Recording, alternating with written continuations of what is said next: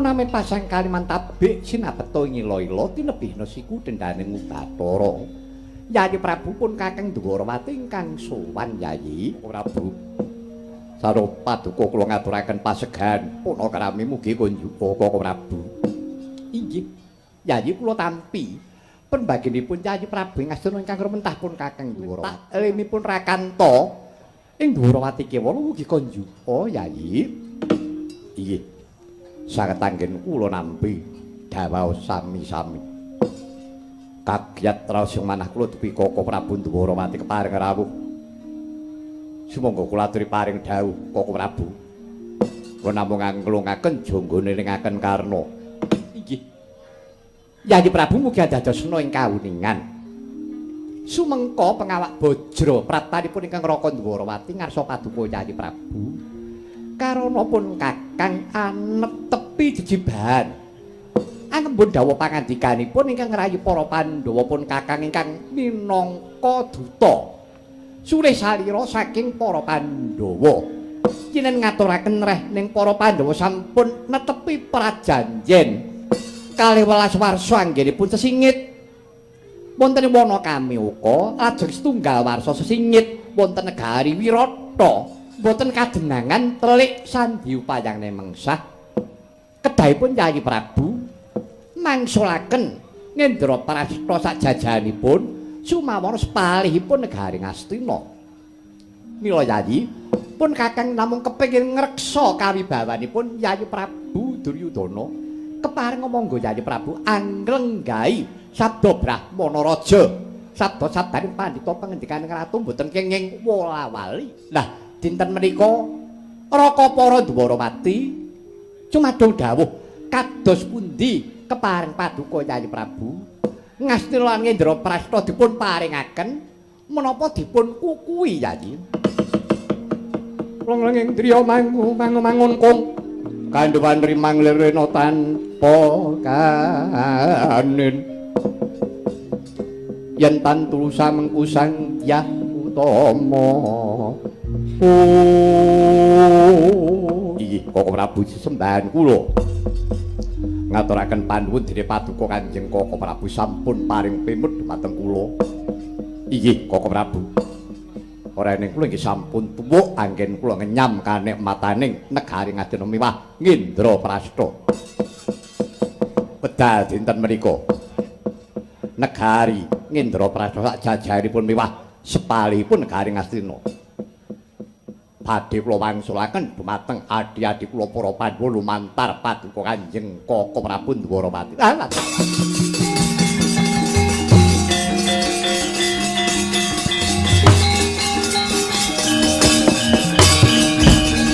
Aduh Yayi Prabu kadangipun Kakang Yayi andadosaken negara sing manah kula sumawon sedaya para pinisepuh ingkang kala semanten bebasanipun sami megeng huswa, megeng napas. Menggalihaken iki kok kepriye. Nanging sasampunipun Yayi Prabu paring dawuh ing kados mekaten. Ketingal wedananipun sami bingar pajar. Inggih Yayi, syukur mangayu bagya.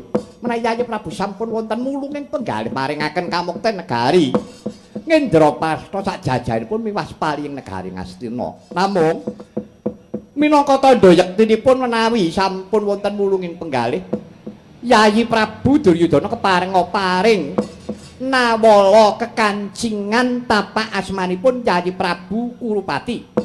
Menawi paduka sampun wonten mulunging penggalih. Mekaten Kakang Prabu. Inggih Yayi. Nggih, ampun patos masuni. Wonten timbalan iki ngadhawuh manjinga bale pustaka. Aku pun dena delancang. Dene iki bakal tak tapak asmani.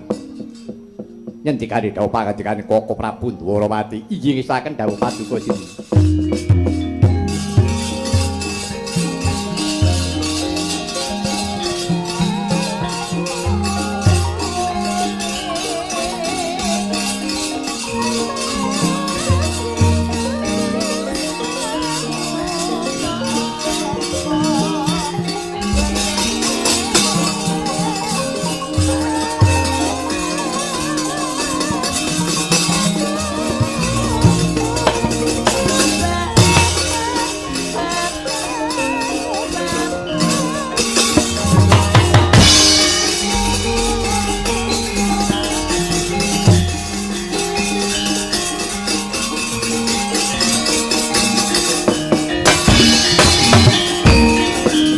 Senopati mengker saking Pasewakan Agung. Kadhawuhan manjing bale pustaka. Mundhut delancang sak pirantosipun Sang Prabu Duryudana arsa nyerat sarta tapak asma mulunging penggalih Paliyeng Astina miwah Indraprastha badhe kaparingaken kaliyan para Pandhawa. Eling-eling Sengkuni Sang Maha Julik pinter karya karti sampeka. Patih Sengkuni boten manjing wonten bale pustaka laju lampahe manjing keputren. Sigra matur kelawan ingkang Mbakyu ibune Sang Duryudana Dewi Gendari. Pradul Kalamunta negari Indraprastha jajanipun miwah sepaliyeng negari. Ngastina badhe pun wangsulaken kaliyan para Pandhawa duka mawantu-wantu Dewi Gendari. Petrek-petrek jerit-jerit sarwi cincing saking Mardika Putren.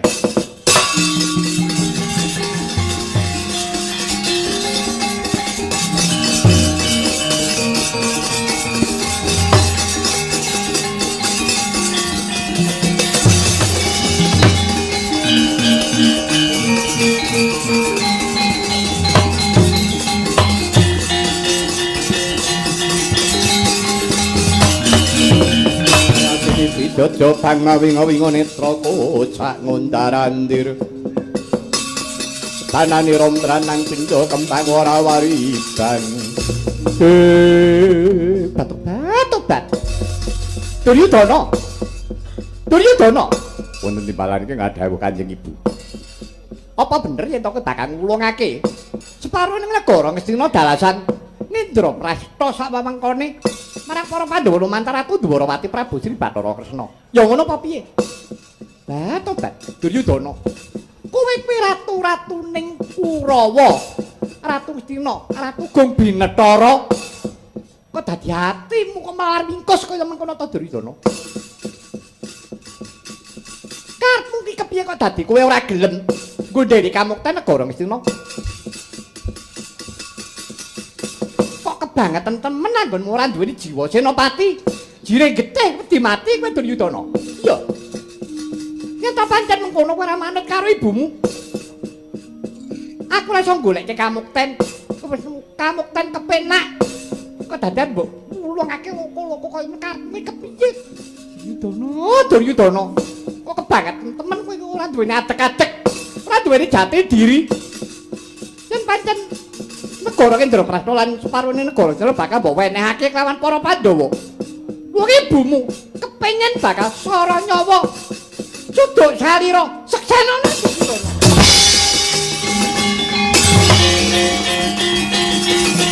Ibu.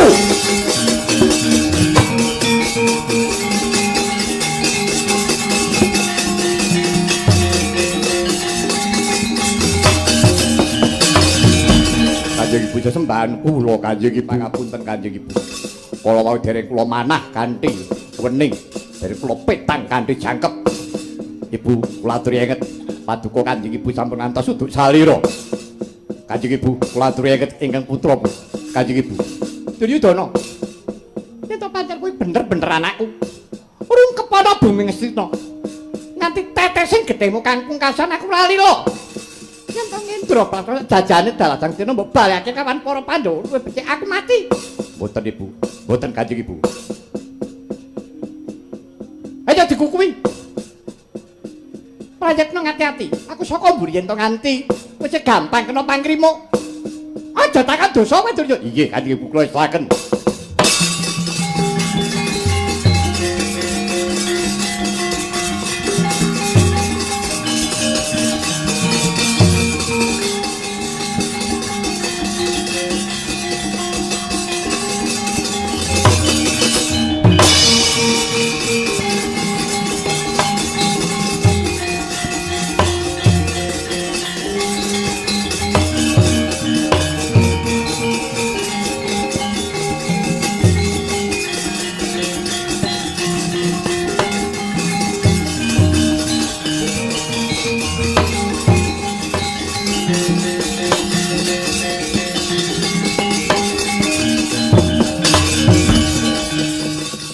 kadung dawuh Yayi.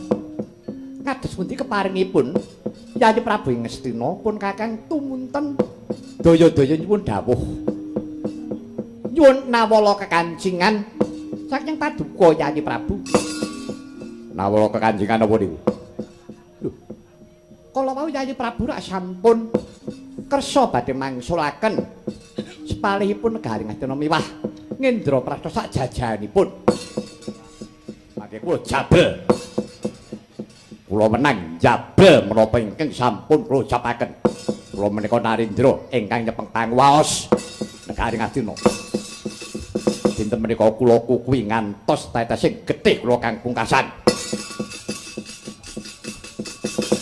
Mboten badhe kula mangsulaken sepalipun Negari Ngastina miwah Ngendra Prasta sak jajanipun. Sampeyan mang bali. Sampeyan wong pinter ketok bodho dina niki.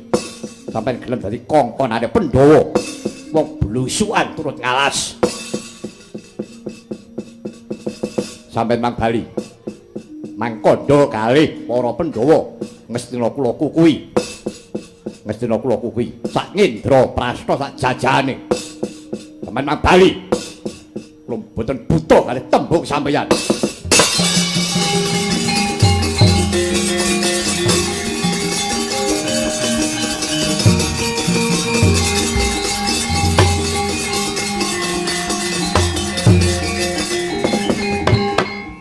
Dawuh Pramban.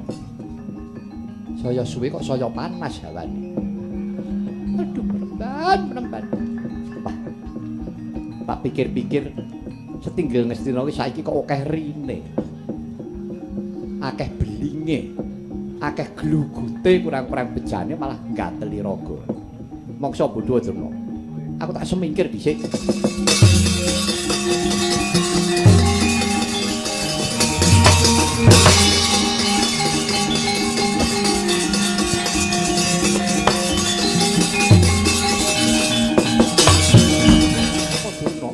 Dawuh nggih. Kula menika daya-daya badhe wangsul.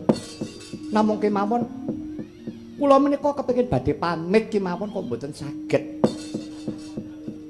Lha nggih mboten sak pamit mawon sing gadah griya pun tilem. Lah badhe menapa? Kula nyuwun pamit kaliyan panjenengan kemawon Bapak. Kula niki nggih dayoh lho, nggih. Kula menika nggih tamu kok pripun to niku? Pun mboten sisa pamit kemawon. Prabu menapa nggih? Badhe supe to kaya watak wantunipun ingkang rayi Prabu Duryudana nggih. Kaya ngoten niku. Nggih ngatos-atos lho nggih. Ngatos-atos kula badhe mire sawetawis.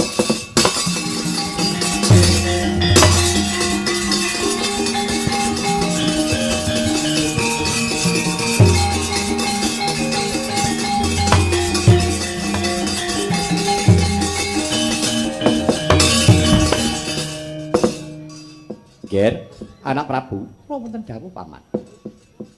Pun sakmangke mboten sisah ngrembak Duryudana mawon. Sak menika rembagan alun-alun mawon, rembukan tuwa nggih.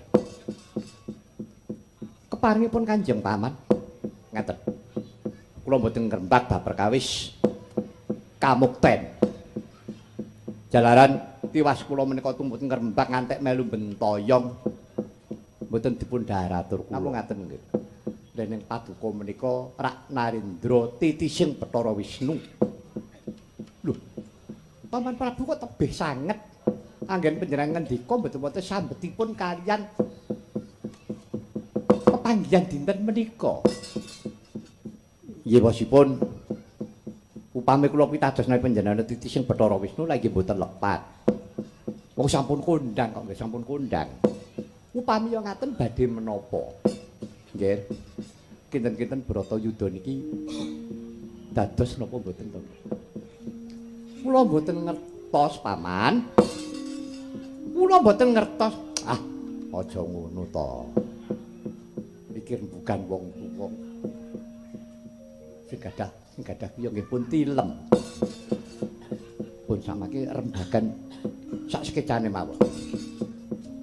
Bratayuda menika kinten-kinten dados menapa mboten? Kula mboten ngertos paman. Ah nggih pun Nger, nek mboten ngerti dikapake meneh mung ya ora ngerti kok.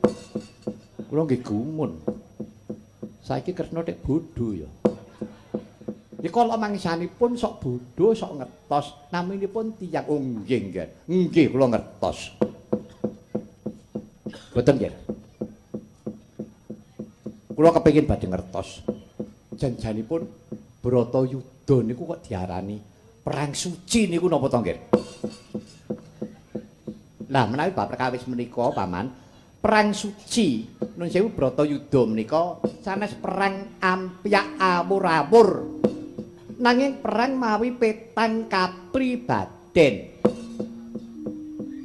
Perang ngangge atek-atek kapribaden inggih ngunduh wohing pakarti. Ngunduh wohing pakarti inggih. Paminipun tanemanipun sae nggih badhe ngunduh sae. Tanemanipun awon nggih badhe ngunduh awon dados Bratayuda menika papanipun tiyang ingkang luwari punagi. Oh, ngaten. Nggih. Luwari punagi. Upaminipun sakmangke kados to. Rikalanipun nika nggih, kula tasih kengetan lampahan Pandhawa Dadu nika. Nggih, Pandhawa Dadu kados semanten Pandhawa dipun anggep kasoran kalah. Inggih, isen-isen keraton dipun pendheti kaliyan Kurawa. Drupadi dipun anggep eden-eden negari Indraprastha. Inggih. Lajeng rikala semanten Duryudana perintah Dursasana. Dursasana Drupadi pasrahe karo kowe. Kuwi klebu kukupan. Kukupane Prabu Duryudana. Pasrahke karo kowe. Wah, pun Dursasana lincak-lincak, wah linjuken nganti sempal-sempal pundhake. Lho glelang-gleleng usananipun inggih menika Drupadi ngantos dipun damel wirang, dipun jambak rambutipun ngantos dipun lukari kesemekanipun. Nyatanipun awit keparinging Gusti kesemekan boten udan. Dipun udari dipun kados menapa kemawon boten saged ucul. Ngantos nglumbruk. Dangu-dangu Dursasana jengkel piyambak kesah. Namung Drupadi rikala semanten sampun udar ukelipun, udar gelunge.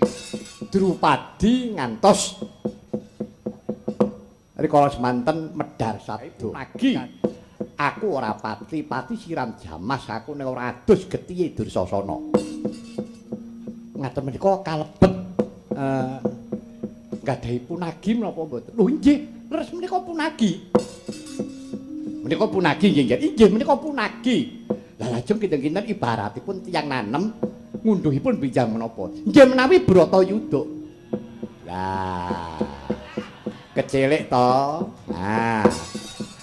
Nek ngono Bratayuda kudu dadi dong.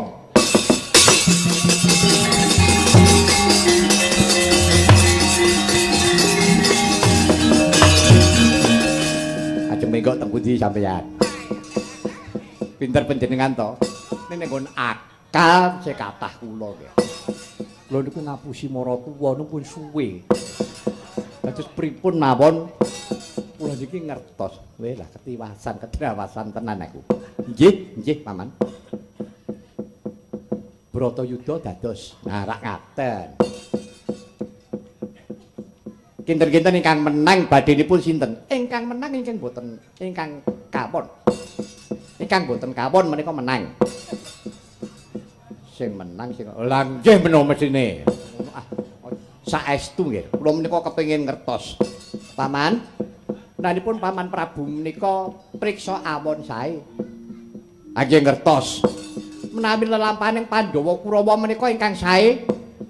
Ingkang sae menika Pandhawa, ingkang lepat. Ingkang awon menika Kurawa. Kula aturi menggalih piyambak. Aduh nggih.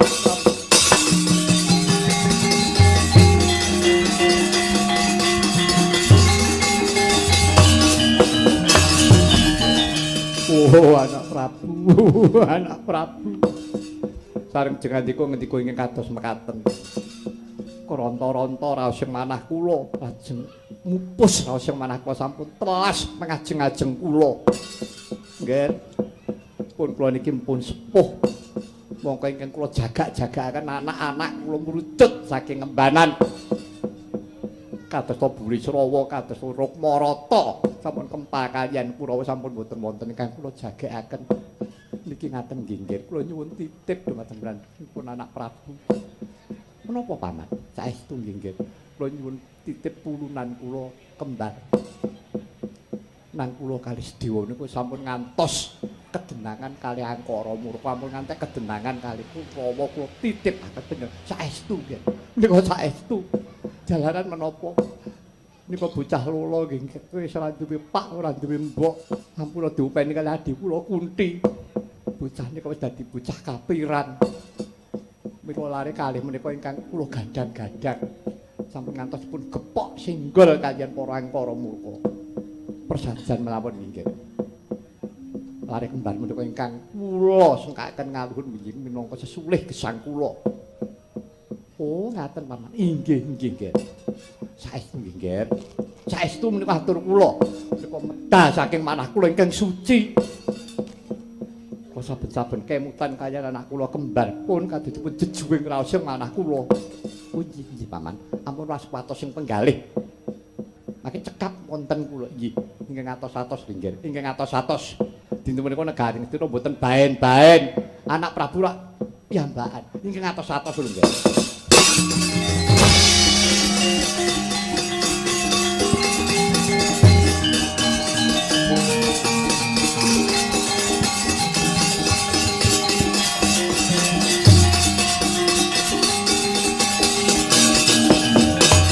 Jegrek kaya tugu Sinukarta Narendra Dwarawati Maha Prabu Sri Bathara Kresna.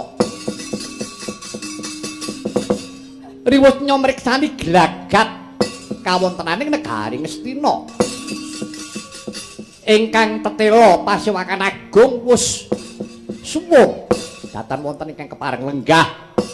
Nanging Narendra Dwarawati awas ing mriku kados wonten gedhebuking lampah playuning para pawungan tan asanes para kadang sata Kurawa ingkang rikala semana wis angepung kelawan Narendra Dwarawati Prabu Sri Bathara Kresna.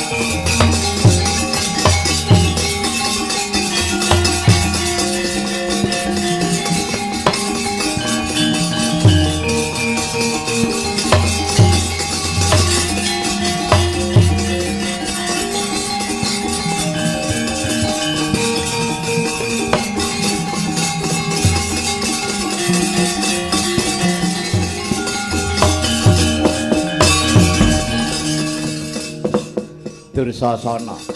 Awo man. Kadangmu padha waranden becik besok amendemo baris.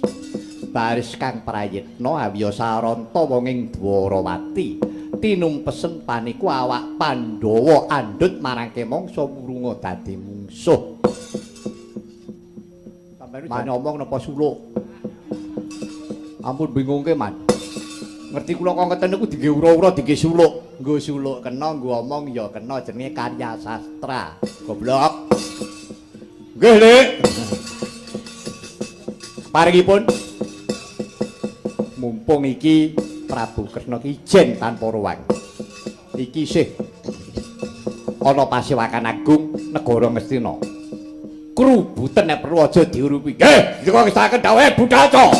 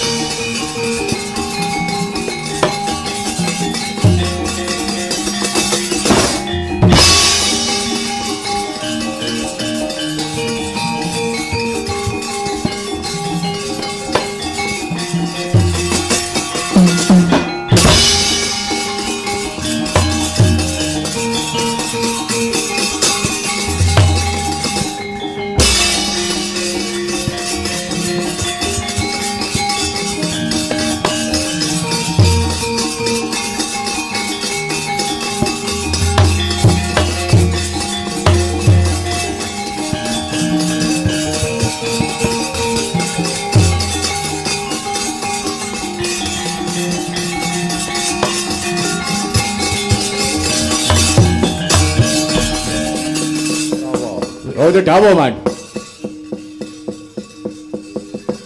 Kowe weruh. Kae sing ana ngalun-alun ngestina kae. Kae kreta Kyai Jaladara. Titiane Kakang Prabu Kresna. Nah iya. Sing meteng-krengene ning dhuwur kae sapa? Ning kono kusiran. Mboten krentu. Nika Sencaki. Setyaki, Sencaki. Setyaki. Kula melu yoja. Sencaki. Ya wis karepmu lah. Sencaki kena Setyaki ya kena ngono kok nggo yele-yelan. Kersane? Kalau Setyaki metengkreng ning dhuwur kae anggepe iki apa? Tak padha wae nantang karo Kurawa nantang karo wong Ngastina to. Dheweke iki tak mung kusir kreta. Anggepe tanpa nganggo tata krama ora nganggo subasita. Anggepe apa? Kowe wedi karo Setyaki. Wah, kon mang semikir. Wajare wong edan iki kok.